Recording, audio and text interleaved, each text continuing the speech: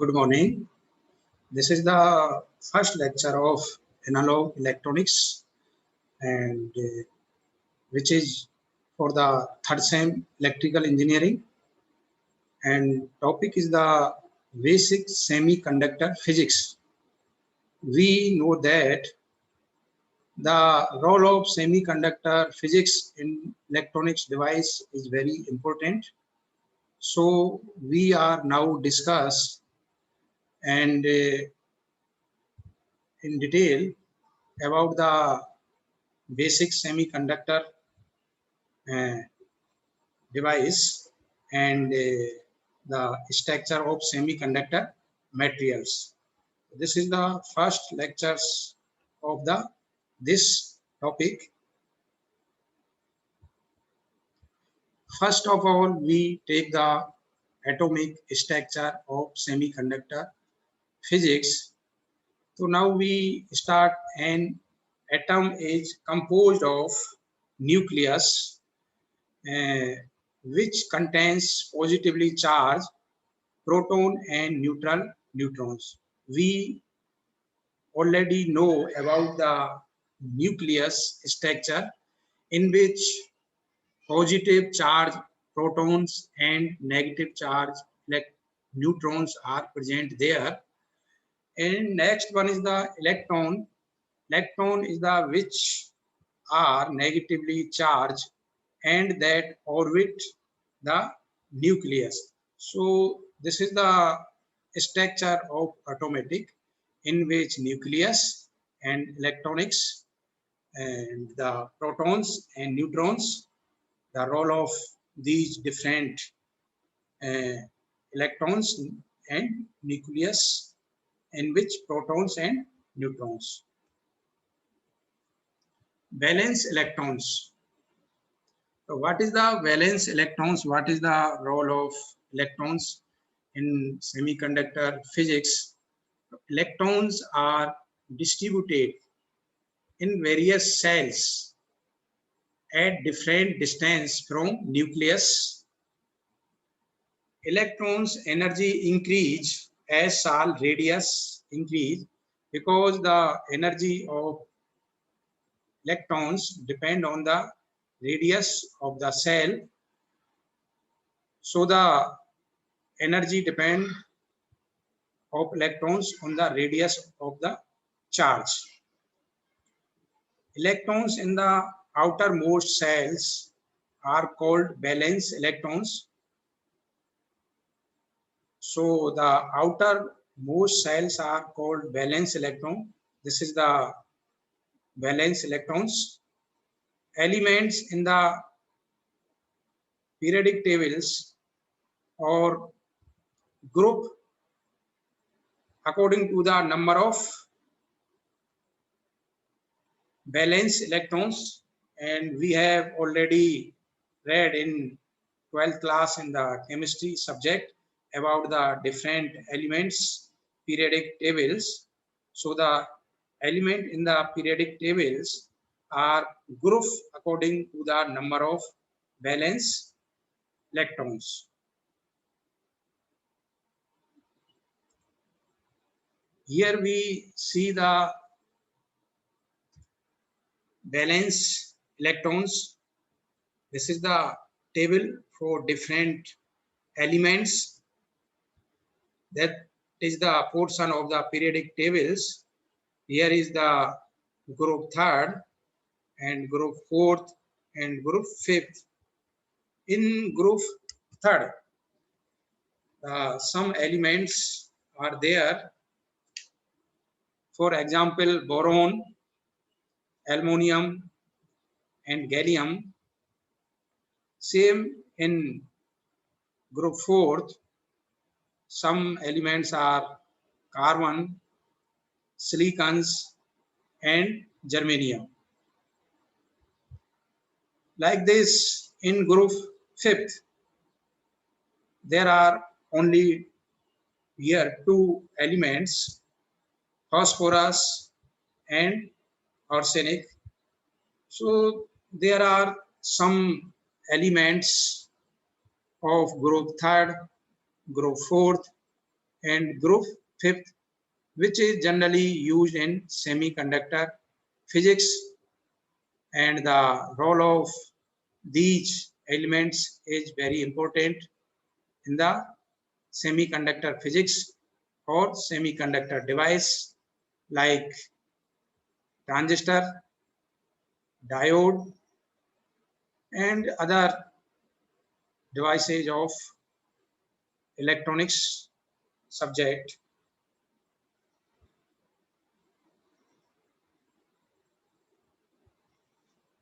Here are some elemental compound semiconductors.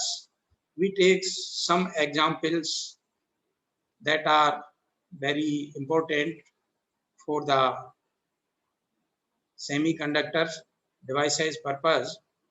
So here are two elements mostly and commonly used in manufacturing the semiconductor device.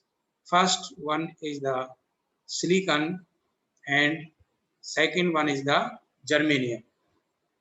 These elements are the group fourth and are elemental.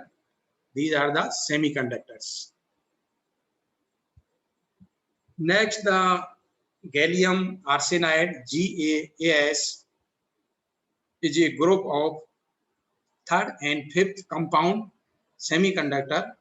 So this is the compound semiconductor gallium arsenide. Okay, and these are the silicon and germanium, also elemental semiconductors. So there are some elemental compound semiconductor, and mostly compound which is generally used in semiconductor devices is gallium arsenide GaAs, which is the group of third and fifth of the periodic tables.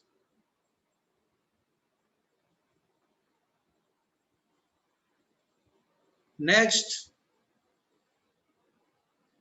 we discuss about the silicon crystals, that is the element of semiconductor elements. So some property of this silicon crystal, which is mostly used in manufacture the semiconductor device like diode, transistor, FET, BJT, etc. The first property we see here that at 0 degree Kelvin, each electrons is in its lowest possible energy state and each covalent bonding position is filled. This is the first property of silicon crystal. And second is the if a small electric field is applied, the electrons will not move. Silicon is an insulator, or we can say that if a electric field is applied to the silicon crystal, so there is no movement of any charge carriers, or we can say that there is no movement of electrons. It means silicon behave as a insulator. Or we can say that the silicon at 0 degree Kelvin behave as a insulator. What we know that also if we increase the temperature, the conductivity of silicon or germanium increase with the temperature. So the conductivity of silicon crystal depend on the temperature. Okay, if we increase the temperature in proportional, the conductivity also increase of the silicon crystal.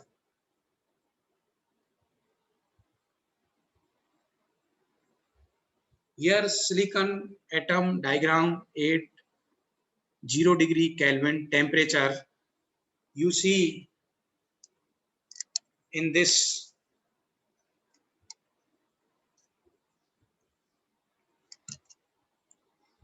slide,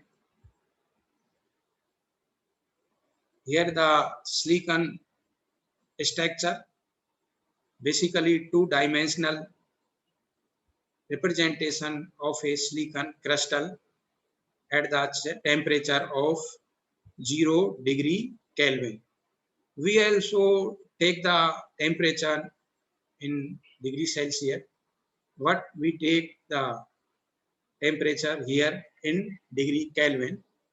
So this is the silicon atom structure, two-dimensional of here in this structure. Some crystals are bounding to each other by the covalent bond.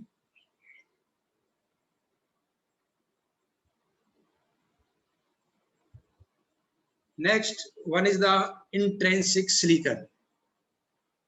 Here we now classified the silicon in two manners. First one is intrinsic silicon and second one is the extrinsic silicon. Intrinsic silicon means pure silicon crystal, or extrinsic means impure silicon crystal. So here pure silicon means the number of electrons is equal the number of holes in silicon crystal. This is the property of intrinsic or pure silicon crystal. We know that the electrons are negative charge carriers and holes are positive charge carriers. It means here the number of electrons is equal to number of holes. For example, suppose 1000 electrons here, it means 1000 also holes present here. It means positive charge carriers equal to negative charge carriers. This is the property of intrinsic or pure silicon crystal. What in extrinsic silicon crystal, the number of holes are not equals number of electrons, or we can say that the positive charge carriers holes are not equal to the number of negative charge carriers. So this is the extrinsic semiconductor properties. Now we come on the intrinsic silicon. The first point here, if the temperature increase, okay, so the valence electrons will gain some thermal energy, okay, and break free from the covalent bond. It leaves a positively charged holes here. It means that we applied the thermal energy to the pure semiconductor crystal. So the energy break the covalent bond and break the covalent bond. So it leaves a positive charge and generate a negative charge.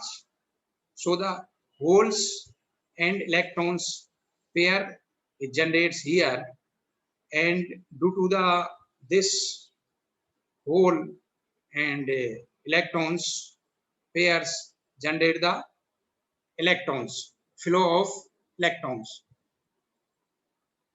What is the flow of electrons, flow of holes? It generates the currents. What is the current? Current means flow of charge carriers. What in semiconductor, the flow of current is due to the holes and electrons. What in metals, the electrons flow due to the only electrons charge carriers, not with holes, only one charge carriers. What in silicon or semiconductor, the current flow due to the holes and electrons. So the here a hole and electrons pair is generated due to the applied thermal energy to the crystal, and it breaks the covalent bond and generate the electrons and holes pair. Next, in order to break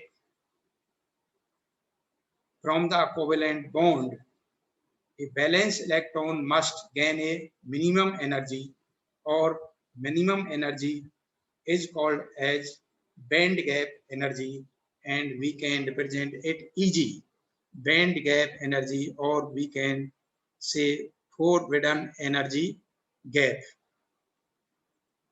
So this is the band energy or forbidden energy gap. Here you see in this slide, here is the structure of silicon. We applied to thermal energy to the silicon crystal. The covalent bond break and generate the hole and electrons pair, and electrons is the negative charge carriers and hole is the positive charge carriers. So here a positive charge carriers generate here and generate the positive charge, or a holes in negative charge as a electrons. This is the condition for the when we take the temperature greater than the 0 degree Kelvin temperature. This is the condition for breaking the covalent bond in silicon crystal structure.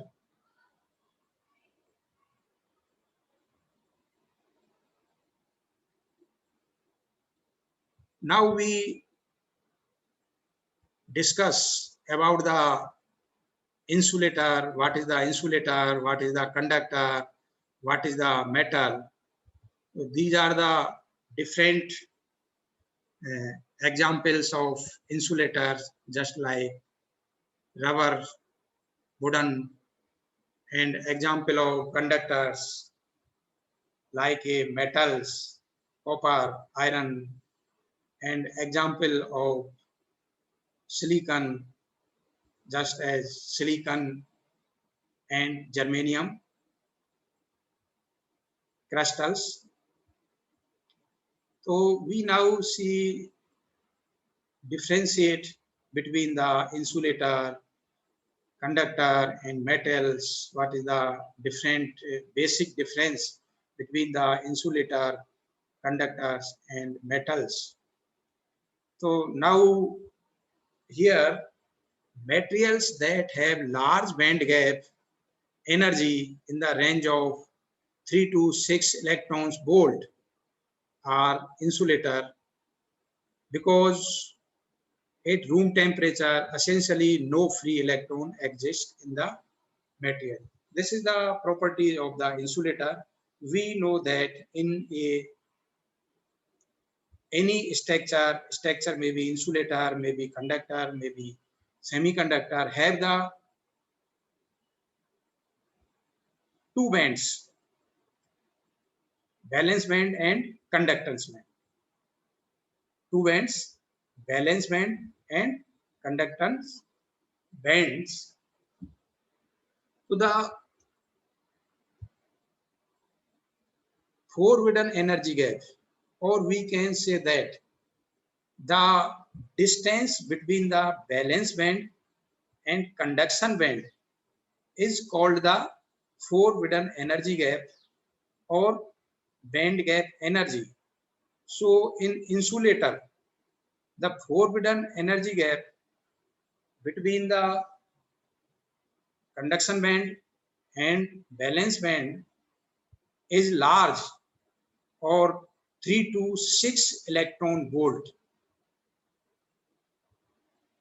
So this forbidden energy gap is large as compared to forbidden energy gap of insulator and conductors and metals. So the forbidden energy gap is large in insulator or approximate 6 to 3 to 6 electron volt. So the jumping of electrons from one energy level to another energy level or higher energy level to low energy level is not possible in insulator. So there is no flow of charge carriers between the conduction band and valence band. So there is no current flow here. So this structure we have as a insulator, or the example of insulator is wooden or rubber, etc. In next, material that contains very large number of free electrons at room temperature are conductors. Or we can say that in conductors, the forbidden energy gap is low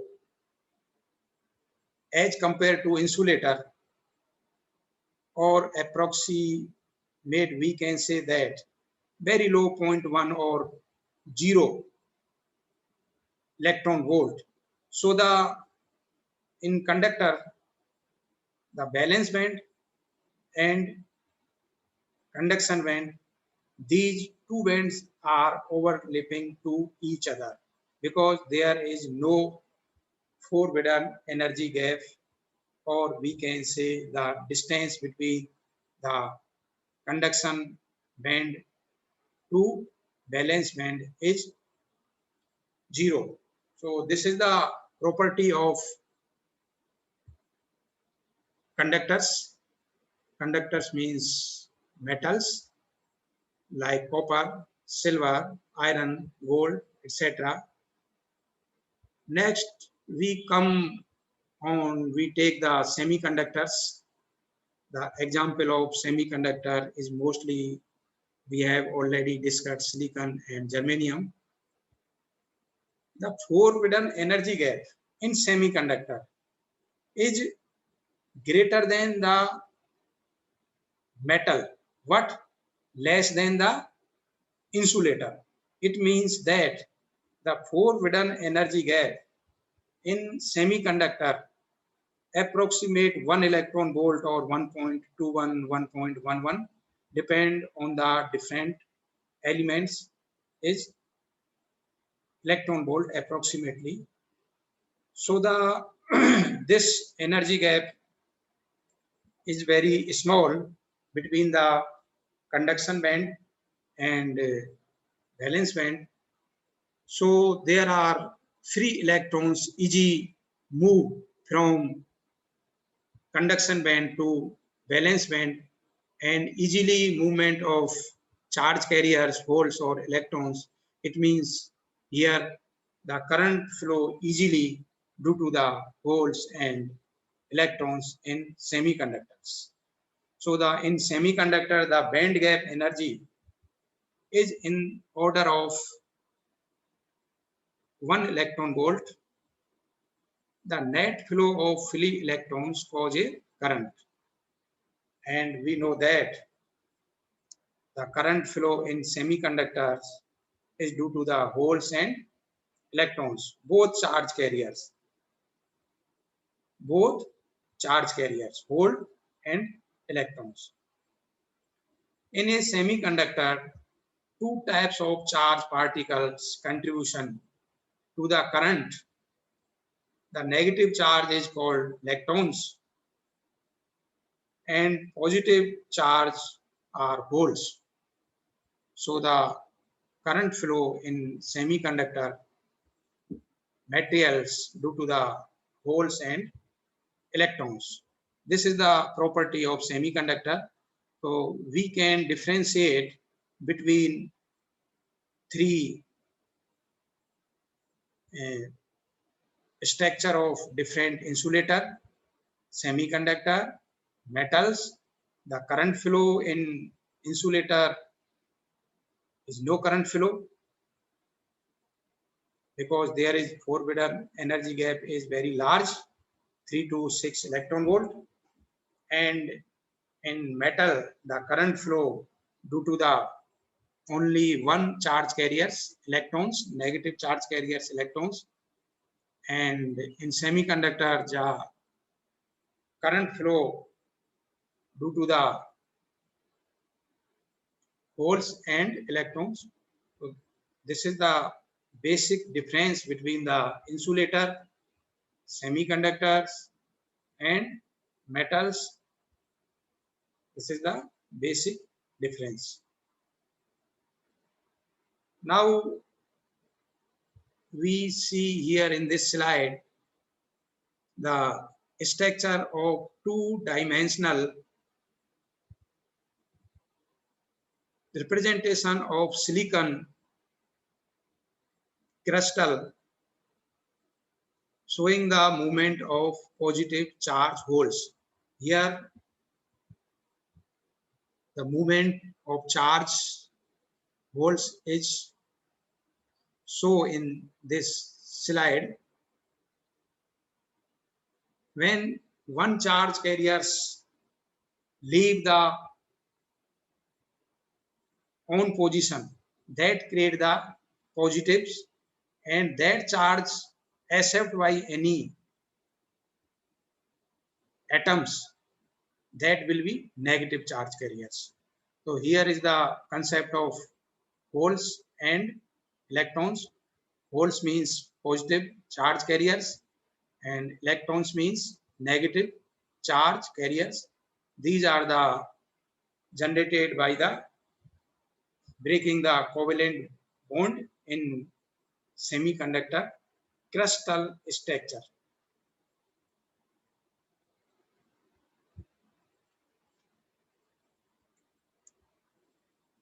Next, semiconductor constant. The concentration of electrons and holes directly influence the magnitude of the current. We know that the current concentration is the proportional to the electrons and holes. The concentration means number of holes or number of electrons charge carriers in a unit area.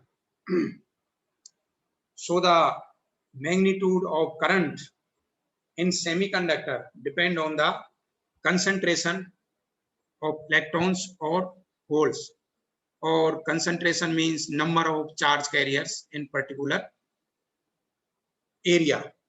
So the current depend on the concentration or number of electrons and holes of the semiconductor crystal. In intrinsic semiconductor means pure semiconductor, or pure semiconductor means there is number of holes equal to number of electrons, or we can say that the concentration of holes equal to the concentration of electrons. So in intrinsic semiconductor, a single crystal semiconductor, the density of holes and electrons are equals. Okay, the density or concentration or number of charge carriers, these are the equals in pure semiconductor. What that is not possible in impure semiconductor or extrinsic semiconductor.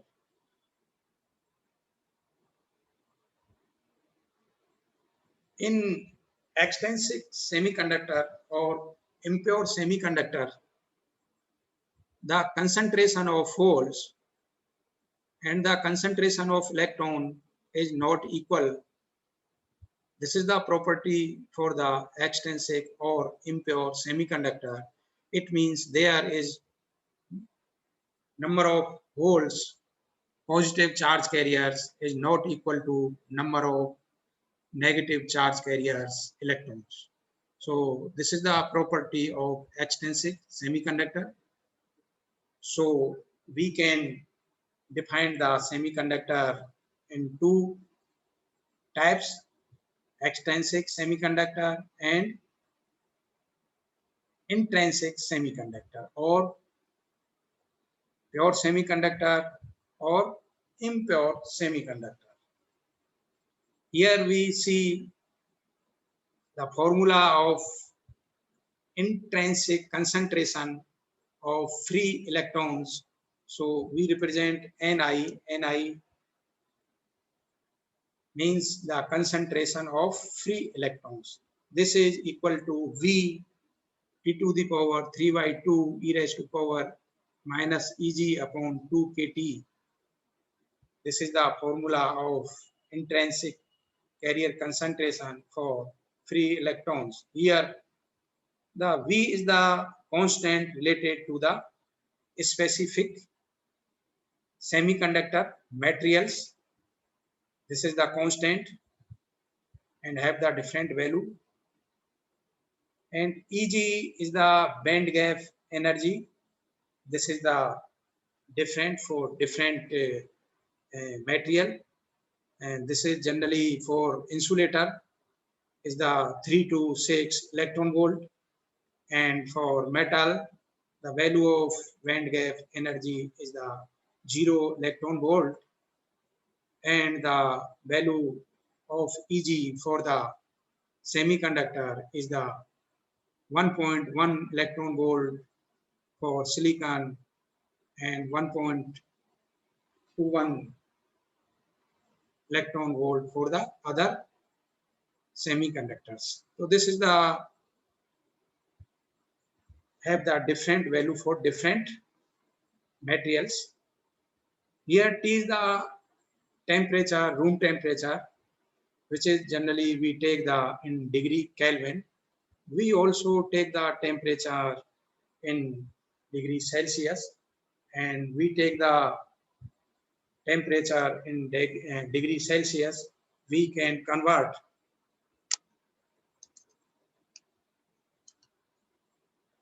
the degree Celsius temperature into Kelvin. So we add the 273 plus degree Celsius temperature equal to degree Kelvin temperature. For example, the room temperature is 27 degree Celsius. So we convert this temperature into Kelvin. So we add 273 plus 27 equal to 300 Kelvin. This is the value of temperature in Kelvin is 300 degree Kelvin. What in degree Celsius? The value of temperature is 27 degree Celsius. And next one is the K is the Boltzmann constant. This is the constant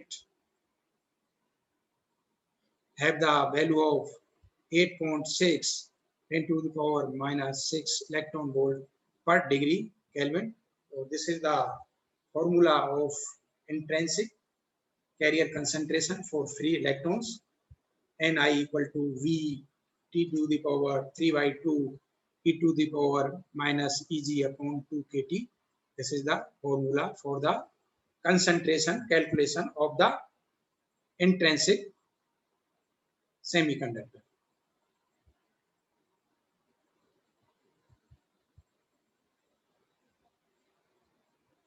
Next one is the semiconductor constant.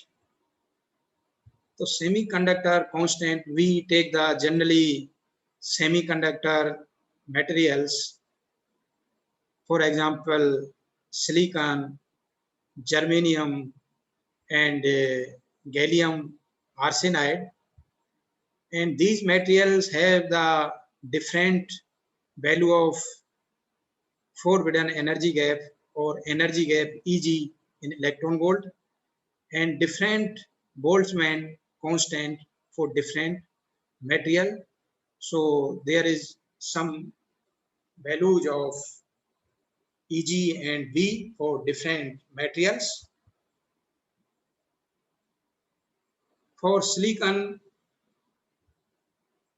the value of Eg is 1.1 electron volt and the value of V is 5.23 10 to the power 15. This is the values of Eg and V for the silicon. Next one is the germanium.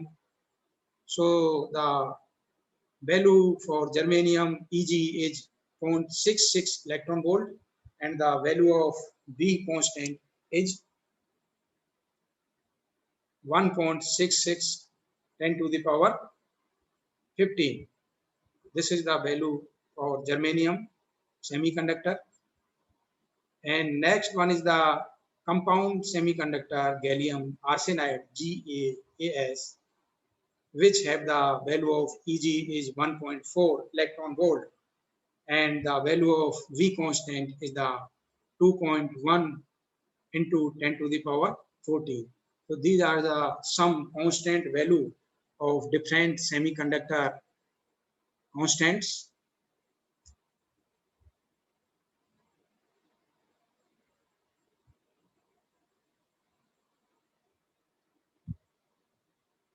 And we take also take the different other example of semiconductors materials.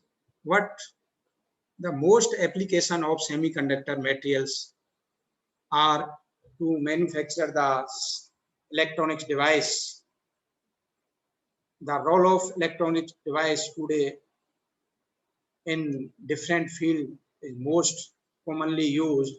For example, is medical field and in military and also in communication and in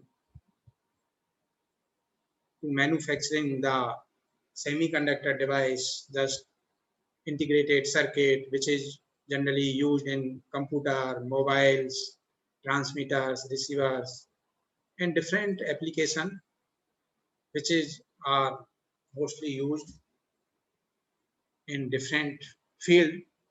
So this is the basic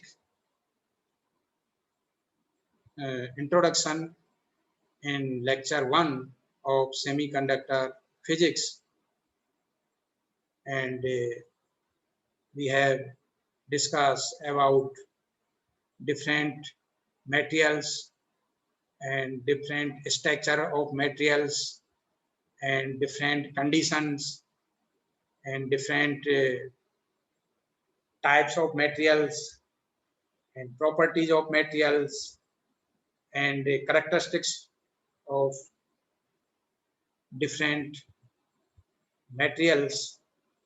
So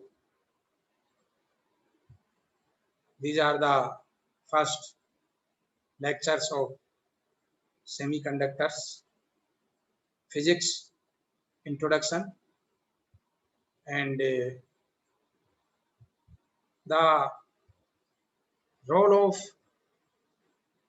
two materials of semiconductors, for example silicon and germanium, is very important to manufacture the IC integrated circuit, and the different version of IC, very large scale integration, medium scale integration. These are the different use in different manufacture the different IC, which is generally used in computers, mobiles, and others, TV, LED, LCD. These are the applications of semiconductor materials, and this is the very cheapest material. Semiconductor is the very cheapest material. The cost of semiconductor materials is very low as compared to metals, because in metals we take the copper, silver, gold, iron. These are the example of metals. What the example of semiconductors is silicon or germanium, which is the very cheapest materials. And so the electronics device generally used semiconductor materials as a silicon, germanium, or compound semiconductor materials.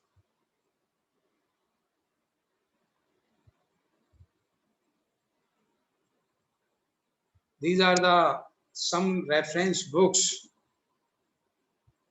for this subject or this topic.